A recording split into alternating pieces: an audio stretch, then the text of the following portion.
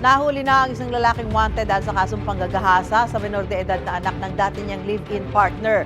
Itinanggi naman ng akusado ang paratang. Matagal na rin daw silang nagkaayos ng pamilya ng biktima na pinag-aral pangaraw niya hanggang makagraduate. May unang balita live si Jomer Apresto. Jomer? Susan, good morning. Matapos ang 10 taon na umano'y pagtatagos sa kamay ng batas, natunton sa Tondo, Maynila ang isang lalaki na umano'y ng rape at ng abuso sa anak ng kanyang dating kinakasama. Narito ang aking report. Bitbit ang warrant of arrest, hinuli ng mga tauhan ng Manila Police District ang lalaking ito sa Tondo, Maynila. Wanted siya sa kasong rape at umano'y pang-aabuso sa menor de edad na anak na babae ng kanyang dating kinakasama noong 2013. Ayon sa pulisya, nakatanggap sila ng intelligence report tungkol sa kinaroroonan ng 58 years old na akusado. Tumagal ng 2 linggo ang kanilang surveillance sa kanya hanggang sa tuluyan na siyang maaresto sa bahagi ng JP Rizal Street. Yung charge niya isang count ng rape and 4 count ng 7610. Well, nung nangyari yun is 14 years old lang. So by now, ang alam ko is tapos na ng college yung bata. Napag-alaman ng mga otoridad na nagtatrabaho ang akusado bilang associate sa isang law firm.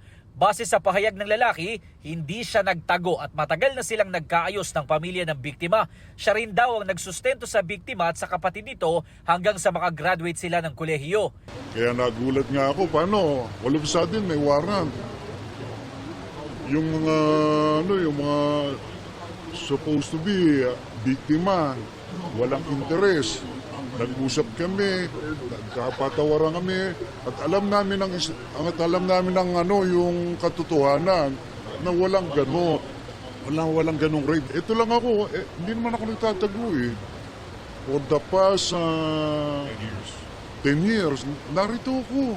Sabi ng pulisya, abot sa 180,000 pesos ang nirekomendang piyansa sa bawat count ng kasong paglabag sa RA 7610 o Special Protection of Children Against Abuse, Exploitation and Discrimination Act. Wala namang piyansa para sa kasong rape. Sa ngayon ay mananatili ang akusado sa Rahabago Police Station habang hinihintay ang commitment order ng korte. Susan, una nang sinabi ng Manila Police District na mas paiigtingin nila ang kanilang kampanya sa pagtugis sa mga wanted person. At yan ang unang balita mula dito sa Maynila. Ako po si Jomer Apresto para sa GMA Integrated News. Gusto mo bang mauna sa mga balita? Mag-subscribe na sa GMA Integrated News sa YouTube at tumutok sa unang balita.